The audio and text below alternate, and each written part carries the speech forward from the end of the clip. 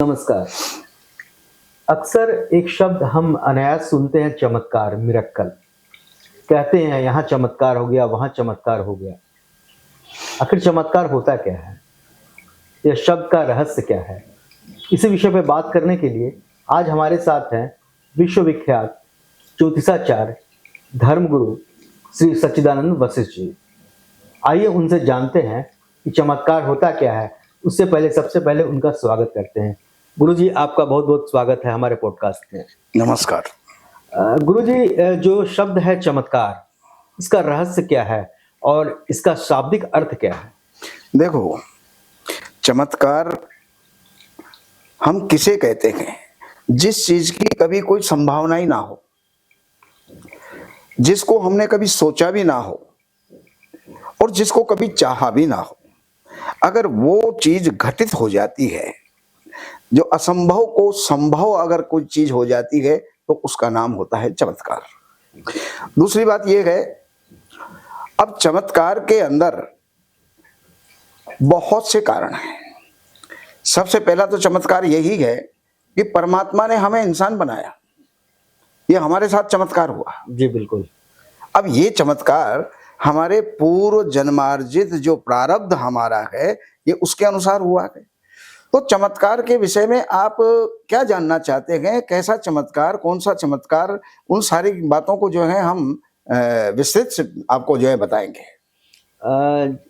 पहली बात, एक बात पूछना चाहते हैं, जैसे अक्सर हम सुनते हैं कि कोई पंडित हैं, धर्मगुरु हैं, जो आग जला दिए, बिना माचिस के आग जला दिए, मंत्रों से आग जला देना। देखो, ये चमत्कार नहीं है, ये क्रिया है, जिसको हम तंत्र भी कह सकते हैं।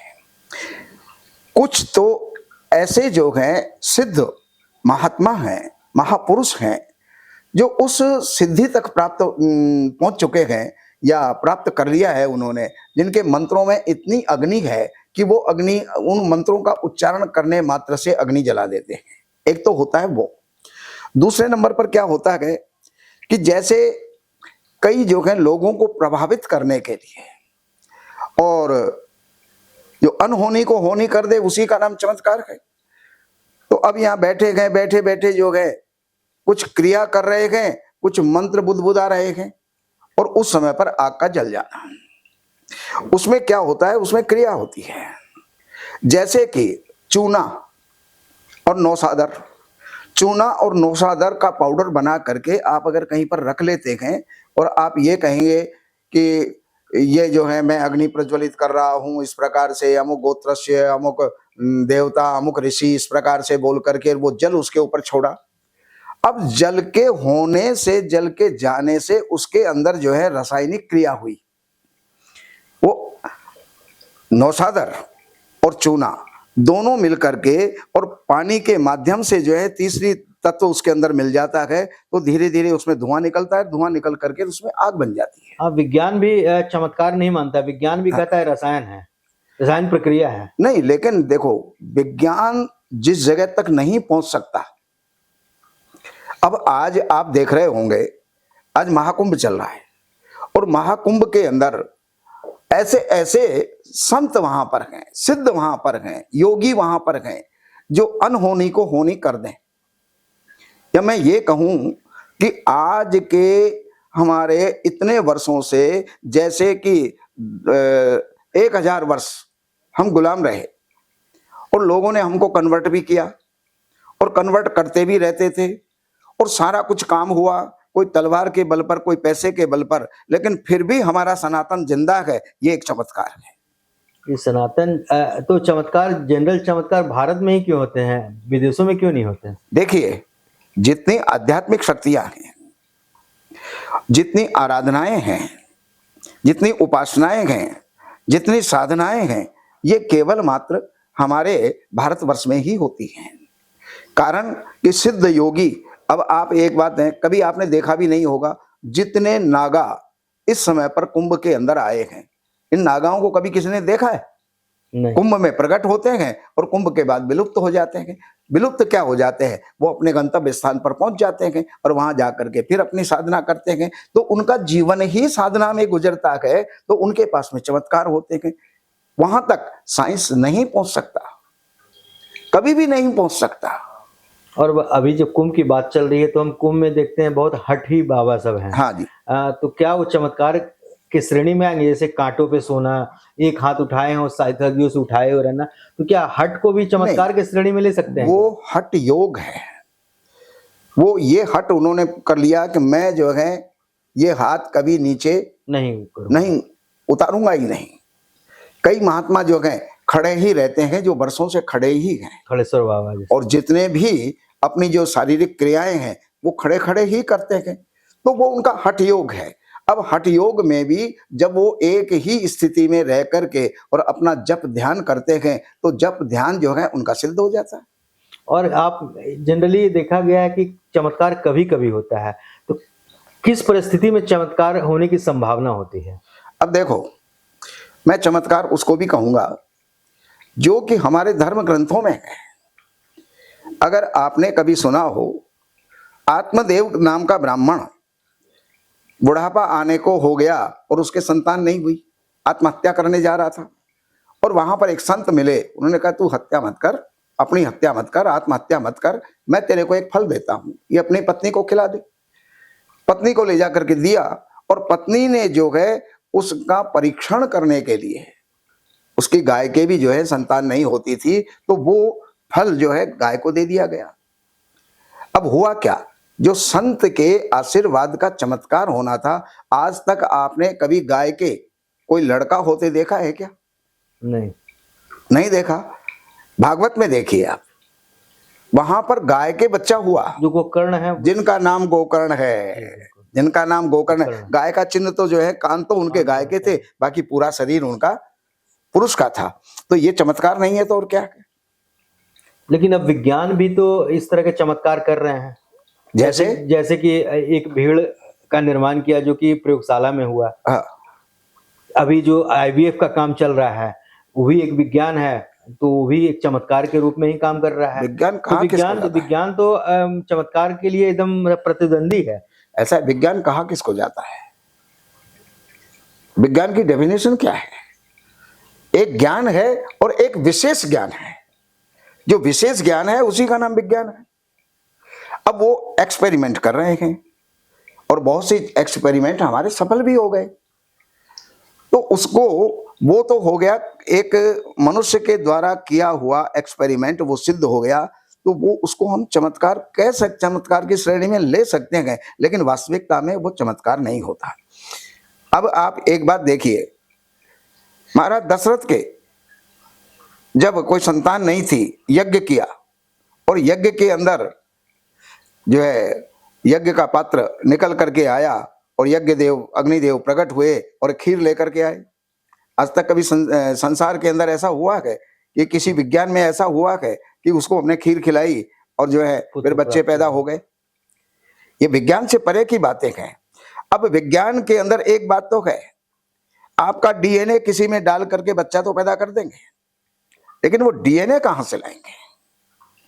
ये डीएनए पैदा करना ये परमात्मा का चमत्कार है। तो बहुत सी चीजें ऐसी हैं जहां तक इंसान नहीं पहुंच सकता, विज्ञान नहीं पहुंच सकता, और वहां तक पहुंचने में बहुत बहुत जगह पर वो सफल भी हुआ है, लेकिन कुछ चीजें ऐसी हैं जो केवल ईश्वर के हाथ में है, प्रकृति के हाथ में है। गुरु जी, चमत्कार की जब बात कर रहे हैं तो एक मुझे ख्याल आ रहा है पुनर्जन्म। हाँ। क्या वो चमत्कार की श्रेणी में होकर? बहुत सारा समाचार सुनने को मिलता है कि जो एक बच्चा था वो उसका देहांत हो गया, अगले जन्म में आया, पूरा वृतांत सुना दिया। क्या ये चमत्कार के श्रेणी में है, में ही इसको ले सकते हैं क्या? देखो, इसको चमत्कार कह सकते हो, लेकिन होता क्या है, जो जैसे संसार के अंदर 4 प्रकार के पुत्र होते हैं। एक ऋणी पुत्र होता है, एक ऋणानुबंधी होता है, एक उदासीन होता है, और एक सेवक पुत्र होता है। तो पूर्व जन्म का जो जिससे हमने छीना है, झपटा है, लिया है, उसका वापस नहीं लौटाया, तो वो भी हमारा पुत्र बन के आ जाता है और अपने ऋण को चुकता है, प्राप्त करता है। जब वो प्राप्त हो जाता है वो वहां से चला जाता है। तो इसी प्रकार इस जन्म के अंदर किसी ने किसी की हत्या कर दी। अब हत्या जब कर दी तो वो कहीं ना कहीं तो वो आत्मा तो अमर होती है, शरीर ही तो नश्वर है, आत्मा तो अमर है। और जब आत्मा ने कहीं जाकर के जन्म लिया, और कोई कोई दिव्य आत्मा ऐसी भी होती है जिनको पुनर्जन्म याद आ जाता है, लेकिन वो कुछ वर्ष तक ही होता है। याददाश्त रहता है। जैसे 5 साल का बच्चा, 8 साल का बच्चा, 10 साल का बच्चा, जिनके अंदर मल और दोष जो है ना, वो काम, क्रोध, लोभ, अभिमान, मत्सर, ये जो चीजें हैं वो उसके अंदर जब तक नहीं आती तब तक उसको पुनर्जागृति हो सकती है, पुनर्जन्म की याद उसको आ सकती है। और ऐसे बहुत सी चीजें जीवन में हमने भी देखी हैं, आपने भी देखा है, कई वीडियो में भी देखते हैं, और अन्यत्र जो है समाचारों में भी सुनते हैं। तो ये सब चीजें होती हैं। आपने कोई निजी जिंदगी में ऐसा कोई एक्सपीरियंस हो जो आपने देखा हो, जो चमत्कार की श्रेणी में हो, जो आपने खुद महसूस किया हो? मैंने एक चीज देखी है, जैसे एक व्यक्ति अभी मरा और उसकी जो है सारी जो स्मशान की यात्रा के लिए जो तैयारी की जाती है वो सारी तैयारी कर ली गई, और सारी तैयारी कर लेने के बाद में मृतात्मा को जो है उसके ऊपर लिटा भी दिया गया, और वो एकदम से बैठ जाता है। और एकदम आपने देखा है इसको? हाँ, ये आपने साक्षात देखा ये बिल्कुल साक्षात देखा है, जयपुर की घटना है। अच्छा। एकदम से बैठ जाता है, और बैठ करके अब जितने जो लोग होते हैं वो तो ये सोचते हैं तो भूत बन गया, वो सब डर के मारे दूर दूर भाग गए। और उसने कहा नहीं भाई डरो मत, मैं वही हूं जो इसमें अभी अब से पहले तक था, लेकिन मैं यहां से यमलोक तक गया हूं, और यमराज ने मुझे जो है ना कहा कि ये तो वो व्यक्ति नहीं है, ये तो दूसरा व्यक्ति आ गया है, तो इसको तुरंत जो है मृत्यु लोक के अंदर छोड़िएगा। तो उसको वहां से पटक दिया जाता है, और इतनी देर में सुनने में आता है मोहल्ले में कोई दूसरा व्यक्ति गुजर गया उसी नाम पर। तो अब इसको हम क्या कहेंगे? क्या इसको आप चमत्कार कहेंगे? चमत्कार की श्रेणी में लिया जा सकता है, क्योंकि अगर मृत घोषित कर दिया गया तो ये इसका जो श्वसन जो है क्रिया है वो बंद हो गया, ये इसके बाद बात आना तो वो ये चमत्कार की ये श्रेणी में आ दृश्य सकता है। हमारे सामने हुआ था जब हम छोटे थे, पांडित्य करते थे, और पांडित्य के लिए ही उस व्यक्ति के घर में गए थे, जो अंतिम पिंडदान आदि जो होते हैं वो सब करवाने के लिए गए थे। उस समय पर ये दृश्य हमने देखा था। यह घटना जयपुर की है। तो ऐसे बहुत से चमत्कार हैं। अब बहुत से चमत्कारों के अंदर अब मैं आपको एक चीज बताऊं, आज विज्ञान खोज रही है चंद्रमा इतनी दूर है। अब हमारे ऋषियों के पास में वो उपकरण भी नहीं थे, वो यंत्र भी नहीं थे जिससे कि वो ये देख सकें कि चंद्रमा की दूरी कितनी है, लेकिन वो अपने अध्यात्म के बल पर, अध्यात्म शक्ति के बल पर, अपनी तपस्या के बल पर वो ये देख लेते थे कि चंद्रमा इतनी दूरी पर है। और आप भूगोल खगोल प्रकरण के अंदर, भागवत के अंदर आप ये देख सकते हैं। तो शास्त्रों के अंदर ये भी बताया है कि चंद्रमा की दूरी कितनी है, चंद्रमा का व्यास कितना है, चंद्रमा की परिधि कितनी है, मंगल की दूरी, व्यास और परिधि कितनी है, उसका रंग, उसका तत्व कैसा है, ये सारी जानकारियां हमारे ग्रंथों के अंदर मिलती हैं। तो इसको इस सबसे ज्यादा चमत्कार तो वो है जिनके पास कोई यंत्र ही नहीं, और उन्होंने यहाँ पर ध्यान लगा करके देख करके उसको नाप दिया। जो तांत्रिक क्रिया करते हैं क्या वो चमत्कार की श्रेणी में आएंगे? क्योंकि अभी कुछ वीडियोस आ रही है, एक महिला है वो तांत्रिक है, वो एक कपाल के सामने कुछ सिंदूर वगैरह रखी और उन्होंने मंत्र पढ़ा और सिंदूर गिरने लगा वहां से। देखिए, तो क्या ये चमत्कार की श्रेणी में है या फिर कोई तांत्रिक क्रिया है? तांत्रिक क्रिया की बात यह है, कितने ही लोग अघोर साधना करते हैं, कितनों ही लोग तांत्रिक साधना करते हैं, तंत्र साधना करते हैं। तंत्र क्या है? आप दुनिया में सुनते हैं यंत्र, मंत्र और तंत्र।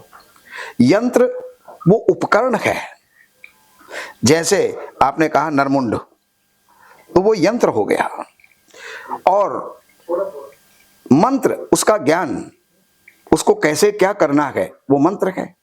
और उसके ऊपर उन्होंने सिंदूर डाला और कुछ क्रिया की और सिंदूर जो है गिरने लग गया। तो ये यंत्र, मंत्र और तंत्र वहां पर भी काम आया। आज मैं आपको एक इसको स्पष्ट कर दूं कि हवाई जहाज है वो यंत्र है, लेकिन बिना मंत्र के नहीं चल सकती। मंत्र मतलब ज्ञान। जो पायलट जो उसको चलाता है वो मंत्र है, वो उसका ज्ञान वो रखता है, तो वो मंत्र हो गया। और तंत्र उसके अंदर जो भी स्टार्ट करना है, मशीनरी उड़ाना है, नीचे डाउन करना है, ये सब जो है तंत्र हो गया। तो ये तंत्र मंत्र और यंत्र इस प्रकार से होते हैं। जब आपने अभी प्रश्न किया कि वो सिंदूर गिरने लग गई, तो उसके अंदर क्या है, कितने ही लोग जो हैं शमशानी साधना करते हैं, और शमशानी साधना करने के उपरांत बहुत से ऐसे भी होते हैं जो व्यक्ति मृत हो गया है, उसको सिद्ध कर लिया, उसकी आत्मा को पकड़ लिया जी, उन्होंने। बिल्कुल। कोई छोटे बच्चे गुजर जाते हैं तो उन छोटे बच्चों को जमीन में गाड़ दिया जाता है, और साधक लोग उसको निकाल करके उसको सिद्ध कर लेते हैं, उसकी आत्मा को सिद्ध कर लेते हैं। उनके माध्यम से भी वो काम करवाते हैं। जैसे किसी के बैठे बैठे पेट में दर्द होना, अब ये पेट में दर्द का कोई कारण ही नहीं था, लेकिन पेट में दर्द हो गया, और उस व्यक्ति ने, जो तांत्रिक था, उसने हाथ फेरा, झाड़ा दिया, और वो पेट का दर्द ठीक हो गया। इसका मतलब वो क्रिया उसने स्वयं ने की थी, तांत्रिक ने स्वयं ने की थी वो क्रिया। तो ये बहुत सी चीजें होती हैं जो गुरुगम्य बातें हैं। ये ऐसे साधारणतः आपको और हमको, ये सभी को जो है उसके बारे में जानकारियां प्राय नहीं होती। बहुत लोग बोलते हैं कि आत्मा को भी ले आते हैं, जैसे कि एक प्रक्रिया है जिसमें कागज में अक्षर लिखे हाँ। जाते हैं और प्लेट होता है, प्लेट चलता है, बोलते हैं आत्मा को लाए। तो क्या ये संभव है क्या? देखिए, ऐसी जो घटना है वो, उसको चट प्लान कहते ये हैं। भी तो चमत्कारी है, ये भी चट प्लान चमत्कारी कहते है। हैं। अब उसमें क्या है, ABCD पूरे अक्षर लिखे होते हैं, जेड तक उसके अंदर अंक होता है, लिखे होते हैं। अंक होते हैं। तब उसके अंदर ये होता है कि इस आत्मा को बुलाइए, और उन नामों के ऊपर वो कटोरी जो है जा चलती है, घुमाते हैं। घुमाने के बाद जब आत्मा आ जाती है, कटोरी भारी हो जाती है, और कटोरी, और कोई कोई तो ऐसी हठी और जिद्दी आत्मा आ जाती है कि उस समय पर करने वाला जो है वो भी पागल हो जाता है। तो ये सब क्रियाएं हैं, ऐसी बात नहीं है कि नहीं है। जो चीज हमने कहीं पढ़ ली, हमने कहीं सुन ली, इसका मतलब है कि उसका कहीं ना कहीं आधार है। बिना आधार के कोई चीज जो है ना, बिना अग्नि के धुआं नहीं निकल सकती। बात तो है। यत्र धूमो तत्र वह्नि, जहां पर धुआं है इसका मतलब आग है। ये बात कहीं ना कहीं से निकल करके आई है। तो चमत्कार की बात करें तो कितने प्रकार के चमत्कार हो सकते हैं सर? उसके कितने वर्गीकरण किया जाए तो कितना चमत्कार हो सकता है? दुनिया में चमत्कार ही चमत्कार है, उसका वर्गीकरण हम कहां तक करेंगे। अब भगवान कृष्ण दुर्योधन की सभा के अंदर गए, और दुर्योधन की शर्तों को उन्होंने नहीं माना, और दुर्योधन ने कहा कि इनको बंदी बना लो। और जिस समय पर उन्होंने अपना रूप का विस्तार किया, और इतनी चकाचौंध की कोई उनकी तरफ देख भी नहीं सकता था। एक व्यक्ति अभी अभी साधारण रूप में हमारे पास में खड़ा हुआ है, और अब उसने अपना बहुत बड़ा विकृत रूप जो है और विशाल रूप उसने धारण कर लिया है। ये चमत्कार नहीं है क्या? ये तो सब घटित हुई हुई चीजें हैं जो शास्त्र हमें बताते हैं। और अगर भगवान कृष्ण की बात करें तो उनके जीवन में तो हमने लोग, जो गोकुल के लोग थे और तमाम लोग थे, वो लोग लगातार चमत्कार देखते आए हैं। बिल्कुल चाहे देखें, पूतना का प्रकंड हो, चाहे कितना भी चीज हो, बिल्कुल सब में देखें। वो देखते आए हैं। अब आप एक बात ये चमत्कार करते गए देखिएगा, हम। नहीं, उसके अंदर आप एक बात देखिएगा, जो पूतना विष लगा करके स्तनों के आई थी, और जिस भी बच्चे को दूध पिलाती थी वही बच्चा तुरंत मर जाता था। गोकुल के अंदर हर घर के अंदर जो नए नए बच्चे पैदा हुए थे वो मरते चले गए। लेकिन भगवान कृष्ण के सामने आई, और भगवान कृष्ण जो है उसको देख करके हंसे कि जो काल का भी काल है तो उसका काल बन के आई है। और वो जो ही उसको गोद में लेकर के स्तनों से लगाई है, प्राण उसके तो गए नहीं, लेकिन इसके प्राण समाप्त हो गए। तो ऐसे भगवान कृष्ण के जीवन में लीलाधर हैं, वो तो तरह तरह की लीलाएं दिखाए हैं, भगवान चमत्कार कृष्ण दिखाते के हैं। जीवन में तो चमत्कार ही चमत्कार हुए हैं। अब आप दूसरा उदाहरण ले लीजिए। भगवान कृष्ण 3 महीने के थे जी बिल्कुल, और शकटासुर जो है वो उनको मारने के लिए आया, और शकट के रूप में, गाड़ी के रूप में, बैलगाड़ी के रूप में बन करके आया, और बैलगाड़ी के नीचे ही भगवान जो है झूले में सो रहे थे। लेकिन वो पहचान गए कि ये असुर है, और उन्होंने गाड़ी को अपनी लात से ऐसा पटका कि गाड़ी पलट गई और शकटासुर का उद्धार हो गया।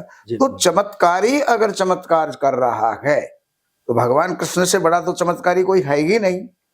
तो उनके द्वारा जो चमत्कार हुए, ये चाहे चमत्कार रामचंद्र जी ने भी दिखाया। अहल्या की घटना को आप देख सकते हैं कि माँ हाँ। अहल्या को मतलब कि मतलब कि जन्म देने वाले रामचंद्र हैं कि उनके पैर से टच होने पे वो जो अहिल्या पत्थर की नारी बन गई थी। अब कहीं कहीं तो अब ये भी चमत्कार की बात है कि सर कि हाँ। पहले श्राप देने से पत्थर की नारी हो जाती थी। हाँ, ये भी एक चमत्कार ही नहीं, है। लेकिन पहले तपस्या में इतनी ताकत होती थी, जो श्राप दिया वो घटित परिपूर्ण होता हो गया। था, और जो वरदान दिया वो भी घटित होता था। अब आज के टाइम में और उसके टाइम में अगर आप उस अंतराल को देखेंगे, तो सबसे पहली बात तो यह है, सतयुग के अगर कोई आदमी हुए तो उनकी लाखों लाखों वर्षों की आयु होती थी।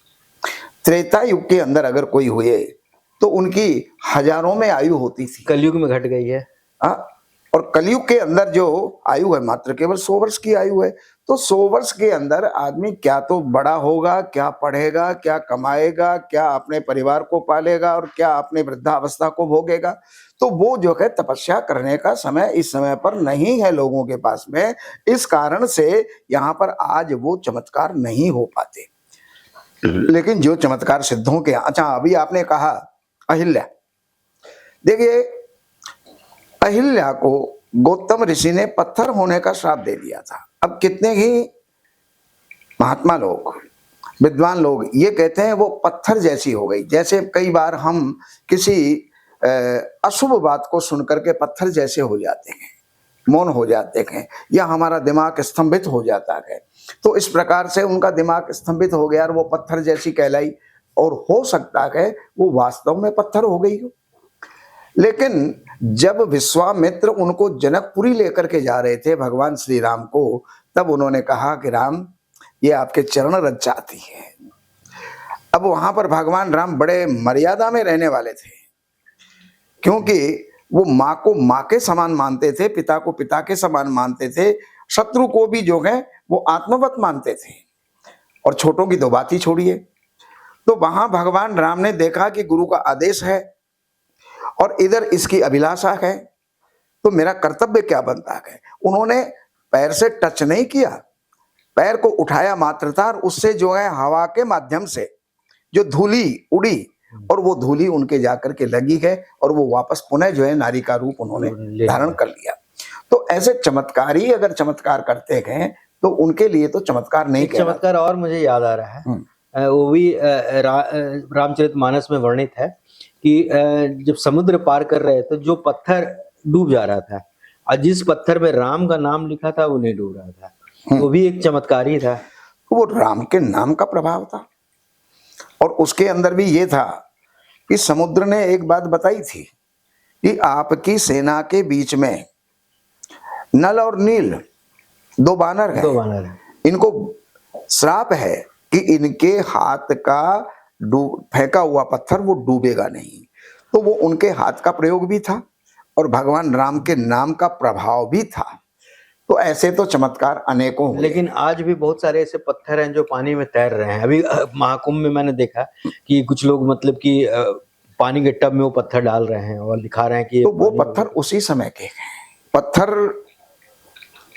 सेतु बंद के लिए, राम सेतु के लिए जो पत्थर वहां पर डाले जा रहे थे, तो नल और नील को श्राप था कि वो कोई भी पत्थर पानी में फेंकेंगे तो वो जो है डूबेगा नहीं। तो सभी पत्थरों को लिख लिख करके वो नाम हाथ लगा लगा करके वो देते जा रहे थे। बाकी जितने बानर थे, कोई राम का नाम लिख रहा था, कोई वैसे ही उसको लगा रहा था, ये सेटिंग करने के अंदर लगे हुए थे। तो जो भी उनको पत्थर पकड़ाया जाता था नल नील को, वो कारीगर भी थे, इंजीनियर भी थे, तो उन्होंने जो है उस पुल को बनाया। तो वो भी एक चमत्कार है जो कि आज 3 बार त्रेता युग चला गया है। और आपको ये पता है कि त्रेता युग 17 लाख और जो है 92,000 वर्ष का होता है। त्रेता युग 9 लाख और 64,000 वर्ष का होता है, और सतयुग होता है 17 लाख का। तो ये इतने इतने वर्ष 3-3 बार राउंड होकर के चले गए, लेकिन वो सेतु आज भी मौजूद है। तो ये चमत्कार से कम है क्या? महाचमत्कार चमत्कार है। और एक चीज और भी देखते हैं हमें जनरली कि बहुत लोग हैं जिनके संतान नहीं हो रहे हैं, हाँ। संतान उत्पत्ति नहीं हो रही, लेकिन कोई मंदिर गए, कोई गुरु के दरबार गए और उसके बाद कई वर्षों बाद जब डॉक्टर भी जवाब दे दिया कि संभव नहीं है, समस्या है, फिर उसके बाद फिर आशीर्वाद से जैसा बताया जाता है उनके द्वारा जिनके संतान हुए हैं कि वो चमत्कार हुआ मेरे साथ, तो मेरा बच्चा हुआ, मेरी बच्ची हुई। तो देखिए, क्या इस तरह के भी चमत्कार संभव है क्या? बिल्कुल बिल्कुल। देखिए, जितने भी आशीर्वाद जो मिलते हैं वो हमारे कल्याण के लिए होते हैं, और आशीर्वाद उसका जो है कल्याणकारी होता है जो बहुत ही तपनिष्ठ व्यक्ति है, जिसने साधनाएं कर रखी हैं और इस इष्ट उनका सिद्ध है, तो वो जो भी कुछ कहेंगे वो चीज सिद्ध हो जाती है, वो पूरी हो जाती है। दूसरी बात एक और है, आप ये देखेंगे कि शास्त्रों में वर्णित है कि संतान नहीं हो रही, तो सतचंडी विधान है ना, सतचंडी के विधान से, सतचंडी क्या है? दुर्गा सप्तशती का नाम चंडी है, और 100 पाठ हो, और जिस अभिलाषा से आप कर रहे हो, जैसे पुत्र की अभिलाषा है, अब आपकी कुंडली के अंदर कहीं भी बाधक योग है, सर्प योग है, पितृदोष योग है, किसी भी प्रकार से आपकी कुंडली शापित है, तो वहां पर हम मंत्र जो का संपुट लगाते हैं, सर्वा बाधा विनिर्मुक्तो धन धान्य सुतान्वित मनुष्यो मत प्रसादेन भविष्यति न संशय। भगवती दुर्गा स्वयं कहती है कि मेरे प्रसाद से, मेरी कृपा से वो सब कुछ प्राप्त करता है, इसमें कोई संशय नहीं है। दूसरे नंबर पर भगवान शंकर के लिए कहा जाता है महारुद्र विधानेन असाध्यो रोगोपि साम्यति। आप महारुद्र विधान के साथ में कीजिएगा और उससे भी जो है आपके संतान होगी, जितनी भी जो बाधाएं हैं वो कट जाएंगी। जैसे डॉक्टर मना कर देते हैं इसके तो हो ही नहीं सकता, जी बिल्कुल, ये कमी है, वो कमी है, वो कमी है, लेकिन उन अनुष्ठानों के माध्यम से वो कमियां भी दूर हो जाती हैं। तो ये भी एक हमारे धार्मिक ग्रंथों का चमत्कार है। जी जी। तीसरे नंबर पर आप ले लीजिएगा कि संतान गोपाल मंत्र है, देवकी सुत गोविंद वासुदेव जगत पते देहि में तनयम कृष्ण त्वाम अहम शरणम गता। तो इसके मंत्र के अनुष्ठान से भी मैंने ये देखा है, आपका निजी अनुभव है? अपने जीवन के अंदर मैंने ये देखा है कि दो भाई थे, दोनों भाइयों में एक के तो संतान तो थी, लड़कियां थी, और एक के संतान ही नहीं थी। तो इस मंत्र का अनुष्ठान किया गया, और ये सब प्रक्रिया दिल्ली की है। तो वो जो अनुष्ठान किया गया उसके बाद में उसके परिणाम स्वरूप हमने ये देखा कि जिसके कन्याएं थी उसके पुत्र हुआ, और जिसके संतान ही नहीं थी उसके पहली कन्या हुई, उसके बाद में पुत्र हुआ। तो ये सब धार्मिक अनुष्ठान भी हमारे जीवन के अंदर बहुत कारगर सिद्ध होते हैं, लेकिन शर्त यही है मंत्र, मंत्रज्ञ और मंत्र का जाप, ये जो है तीनों सही होने चाहिए। ये थे गुरु जी जिन्होंने इस चमत्कार के बारे में बताया, और धार्मिक जानकारी और तमाम तरह के ज्योतिषीय उपाय के लिए आप हमारे चैनल को देखते रहें। तब तक के लिए दीजिए इजाजत, नमस्कार।